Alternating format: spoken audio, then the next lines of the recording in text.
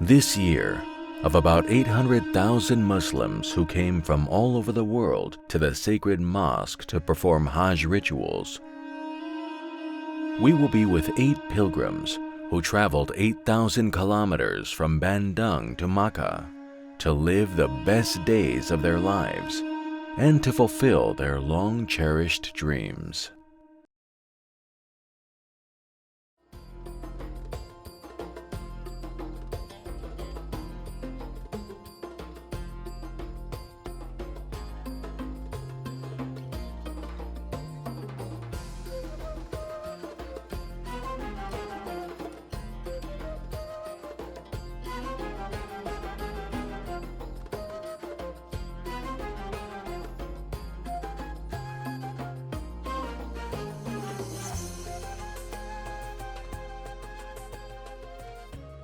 Saya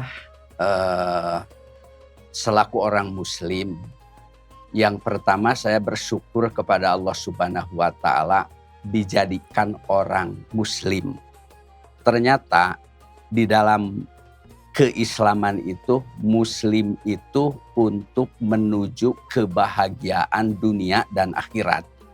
Terus kalau melihat dua sisi, kultur bangsa Arab mensikapi Islam, kultur bangsa Indonesia mensikapi Islam, atau mungkin kultur bangsa-bangsa lain mensikapi Islam, tentu pengaruh dari kultur itu ada pandangan-pandangan tersendiri. Tapi secara hakikiah pada intinya akan menuju kepada tujuan yang sama. Begitulah kira-kira dari sisi itu. Jadi di Indonesia harus semangat. Jadi pada umumnya itu manusiawi ya. Kalau di kota Madinah orang semangat beribadah. Di Mekah semangat beribadah. Tapi pulang ke Indonesia ternyata berleha-leha. Itulah yang disebutkan ibadah terdiri dari 3 fase ya. Atau 3 item. Ada ibadah yang mabrur, ibadah yang makbul, ibadah yang mardud. Na'udzubillahi min dzalik. Kalau kita semangat ibadah di kota Mekah, semangat ibadah di kota Madinah, terbawa aromanya, terbawa motivasinya ke Indonesia atau ke negara-negara lain, itulah yang kualitas ibadah yang disebut mabrur oleh Allah Subhanahu wa Ta'ala. Mudah-mudahan kita semua sebagai rekan-rekan semuanya menemukan ibadah yang mabrur, sedekah yang mabrur, sholat yang mabrur, ibadah yang mabrur, dan ibadah-ibadah yang lain juga mabrur. Itulah tujuan pokok Islam, sehingga orang Islam itu sendiri mampu menemukan Tuhannya itu sendiri. Gitu begitu kira-kira sekilas.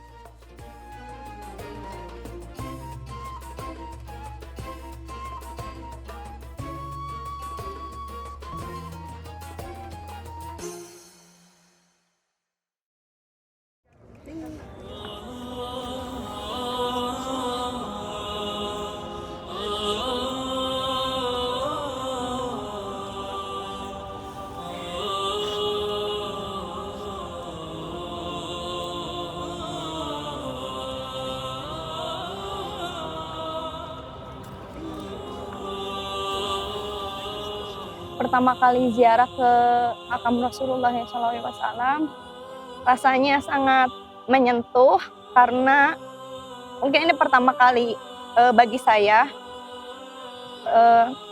yang biasanya mungkin dari kecil selalu didongengkan tentang nabi-nabi ataupun membaca buku risalah Rasulullah. Sekarang alhamdulillah saya bisa datang ke makam Rasulullah SAW, dan itu membuat perasaan saya sangat terharu dan bersyukur, karena walaupun saya tidak bisa bertemu langsung kepada beliau, tapi saya sebagai umat Nabi Rasulullah bisa berkunjung diberikan kesempatan untuk berkunjung ke makam Nabi Muhammad.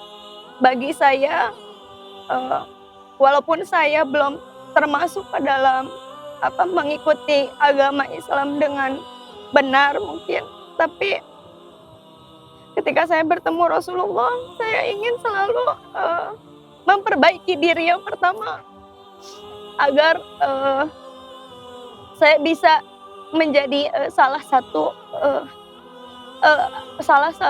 pengikut Rasulullah yang selalu taat kepada Allah, ingin selalu mengikuti sunnah-sunnah Rasulullah. Dan juga tentunya walaupun saya bukan orang yang sempurna dalam beragama, tapi saya ingin selalu diberikan syafaat Rasulullah untuk saya, keluarga, dan juga umumnya untuk orang-orang Islam.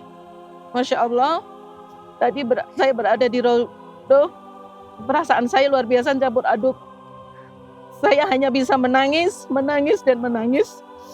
Setelah sholat, saya berdoa. Yang keluar hanya air mata.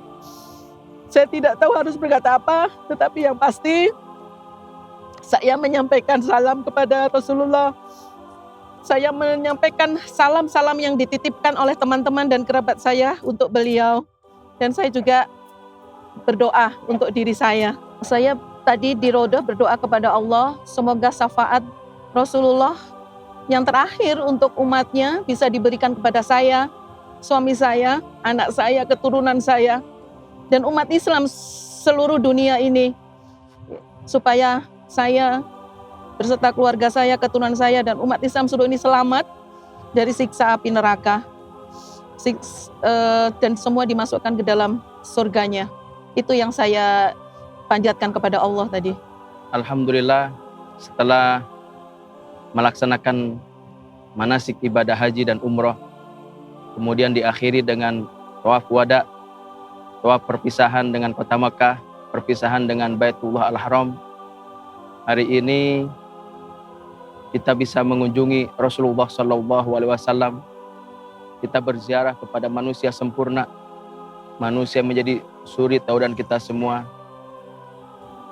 Alhamdulillah, kita juga bisa melaksanakan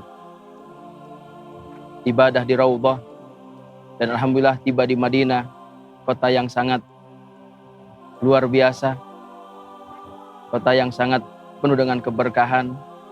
Mudah-mudahan ibadah haji dan umroh dan semua ibadah yang kami lakukan mendapatkan ridha Allah Subhanahu wa taala, mendapatkan pahala yang luar biasa dari Allah Subhanahu wa taala. Saya berangkat dari rumah sama istri, sama nggak tahu dengan siapa-siapa. Itu saya bertemu dengan Nakasbu nolongin saya karena Nakasbu sayang kepada saya. Saya terus dipanggil sama Kasbu, ya saya turutin aja. Mau ditolongin sama saya, kan saya sudah tua, gak butuh pertolongan sama anak muda gitu.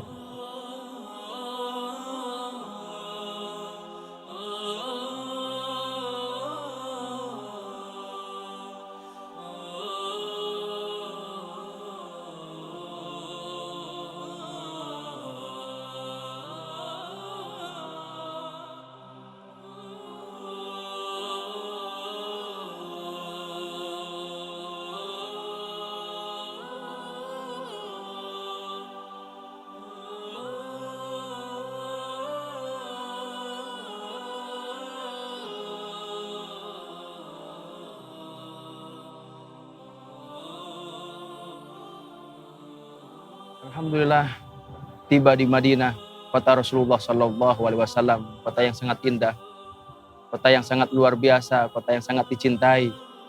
Dan alhamdulillah, kita barusan melaksanakan ziarah kepada Rasulullah SAW. Kita beribadah di Raudhah. Alhamdulillah dengan mudah, dengan pelayanan yang sangat luar biasa, orang-orang yang sangat mulia, mereka menyambut kami dengan begitu luar biasa.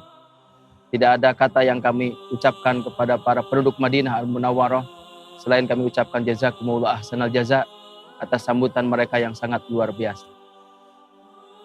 Saya lagi bingung di Mekah. Akhirnya saya bertemu dengan anak kasbu. Terus saya ditolong sama anak kasbu.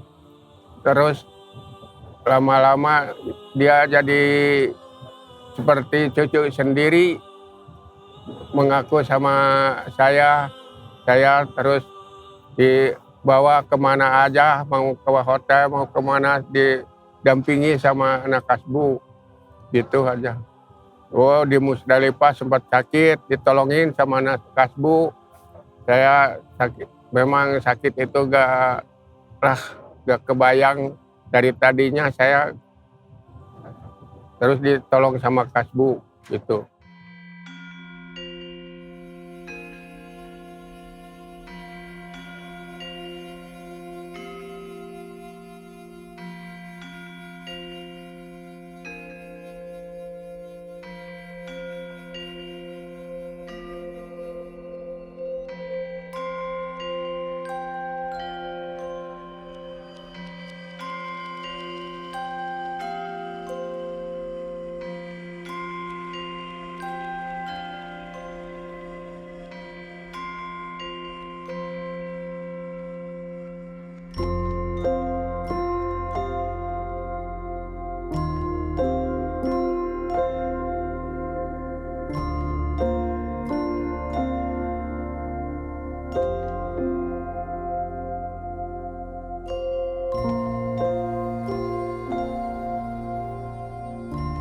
Banyak sekali momen yang menjadi suka duka atau senang, bahagia, tapi juga terkadang merasa sedih dan tidak nyaman ketika kita menjadi pembimbing ibadah haji. Ada hal-hal yang lucu yang ada di jemaah. Salah satu contohnya misalkan jemaah tiba-tiba bilang kepada kita, kenapa di Madinah ini sholat subuhnya 3 rakaat? Padahal ternyata itu bukan 3 rakaat. Karena biasanya terkadang pada hari Jum'ah di Madinah ini imam membaca surah sajdah atau surah sajdah, maka makmum menjadi ikut sujud. Dianjurkan untuk sujud tilawah. Nah, terkadang jemaah yang tidak paham mengira itu adalah 3 rakaat. Ada juga jemaah yang setiap ketemu dengan orang, dia cium tangan, dia bersalaman.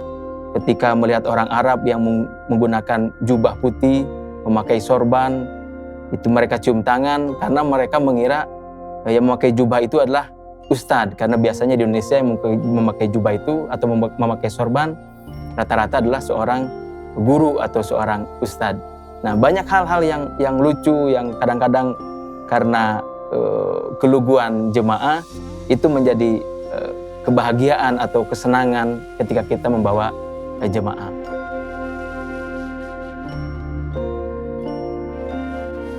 Untuk kegiatan-kegiatan di Tanah Suci nanti, sebagaimana mestinya doa-doa yang dimohonkan kepada Allah Subhanahu wa Ta'ala, tentu doa-doa yang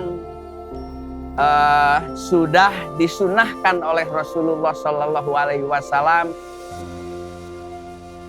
Saya sebagai pedagang, sebagaimana junjungan kita Rasulullah Shallallahu Alaihi Wasallam di dalam sejarah pernah menjadi pedagang, bahkan pernah membawa Islam ke negara-negara yang lain sambil berdagang. Nah, alhamdulillah wali-walinya Allah, para ulama-ulama Indonesia atau para waliullah dengan semangat juangnya, dengan semangat jihadnya membawa Islam ke tanah air Indonesia lewat mereka para mujahid-mujahid mereka membawa Islam ke tanah Indonesia. Dan saya bersyukur kepada Allah atas perjuangan mereka para mujahid yang membawa Islam ke Indonesia Indonesia yang penduduknya tidak kurang dari 250 juta, 90% penduduk Indonesia memeluk agama Islam, sehingga itu tidak terlepas dari perjuangan para mujahid, perjuangan para waliullah, perjuangan para ulama, yang lebih dekat perjuangan para asatid kita. Mudah-mudahan beliau-beliau yang sudah membawa Islam menjadi rahmatan lil alamin untuk bangsa Indonesia, beliau-beliau ditempatkan oleh Allah di dalam ridhonya Allah, dan mudah-mudahan beliau dijaga oleh Allah, diberi pahala yang berlipat ganda. Ya Allah, ya Allah, ya Allah, saya sekarang mau pulang ke tanah air, dan ampunilah dosa kita semua dan lapangkan rezeki kita semua sehingga bisa berkali-kali datang ke Baitullah ini. Nah, itu pada umumnya doa ketika tawaf wada itu, doa dilontarkan itu. Dan alhamdulillah saya sering berdoa seperti itu, ditakdirkan oleh Allah lebih dari satu kali, bahkan berulang kali. Mungkin itu salah satu doa yang diijabah.